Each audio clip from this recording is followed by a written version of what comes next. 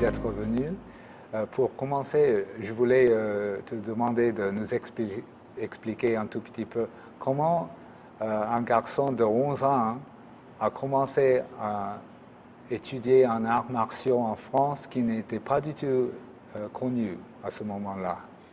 Alors pourquoi un jeune garçon peut devenir intéressé par l'aïkido?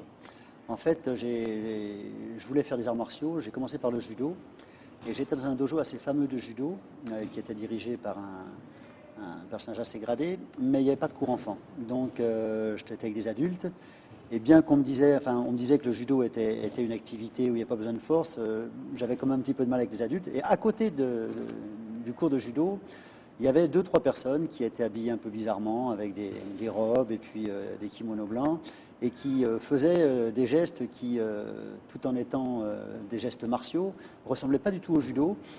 Et bon, comme je semblais intéressé du fait qu'ils n'avaient pas beaucoup de monde, ils étaient deux ou trois, ils se sont dit tiens, peut-être voilà un client supplémentaire. Donc ils m'ont demandé de venir avec eux, et puis je suis resté. Voilà, j'ai pas quitté l'aïkido depuis.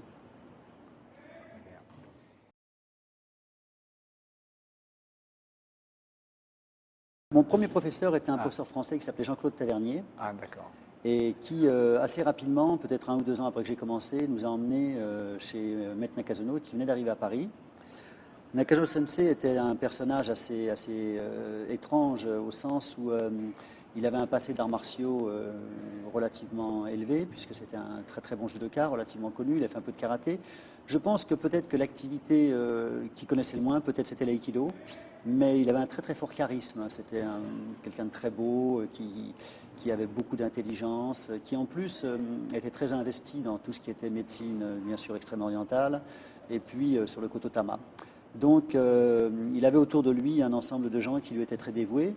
Et moi-même, indépendamment de la technique, évidemment, que je pratiquais avec lui, j'étais très attiré par la culture japonaise et puis par cet aspect un petit peu ésotérique que Maître Nakazono, je veux dire, véhiculait à travers sa personne.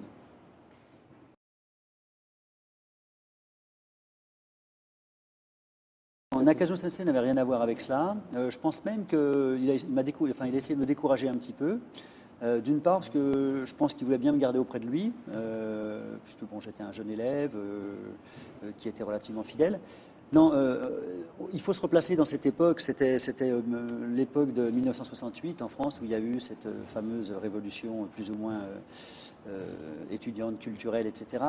Et tous les jeunes qui avaient envie d'aventure. Alors, beaucoup d'amis à moi partaient plutôt vers l'Inde, vers Katmandou, enfin vers le Népal, voilà. D'autres partaient dans le Mato Grosso au Mexique. Peu de gens partaient au Japon. Bon, donc moi, il m'a semblé tout naturel de tenter ma chance d'aller au Japon. Je n'étais pas intéressé par Katmandou ni par les drogues douces, donc j'étais plus intéressé par le Japon.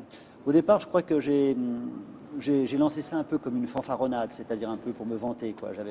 J'avais 17 ans, j'ai dit, bon, l'année prochaine, je pars au Japon, etc. Bon, j'avais pas d'argent, mes parents étaient des ouvriers, hein, donc bon, j'ai travaillé un petit peu, enfin un petit peu beaucoup l'été. Hein, je fais du déménagement, je fais transporter des meubles. J'ai travaillé la nuit aussi à Rungis. Et puis quand j'ai eu la somme nécessaire, eh bien j'ai acheté le billet de train. C'était le train à l'époque parce que c'était impensable de pouvoir aller au Japon en avion. Enfin, il n'y avait pas la possibilité. C'était ou le train ou le bateau. Le bateau, le canal de Suez était fermé parce qu'il y avait des problèmes avec l'Égypte et voilà. Quelques relations internationales difficiles, donc le bateau mettait trop de temps, il mettait 2 mois et demi, alors que le train par le transsibérien mettait 3 semaines. Donc j'ai acheté mon billet de transsibérien et puis je suis parti. Voilà. Donc je me suis dit, bon, peut-être je vais partir 6 mois et puis je reviendrai faire des études par la suite. Je pensais qu'en 6 mois, on devenait très fort en aïkido. Malheureusement, je me suis aperçu que, enfin malheureusement, heureusement, je me suis aperçu que c'était pas aussi simple.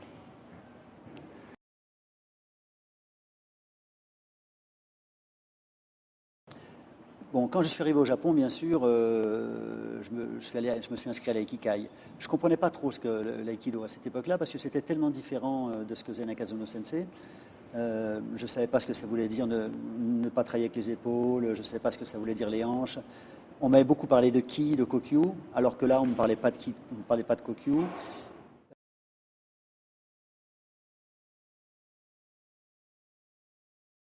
Au départ, j'allais bien sûr tous les jours au Hombu Dojo.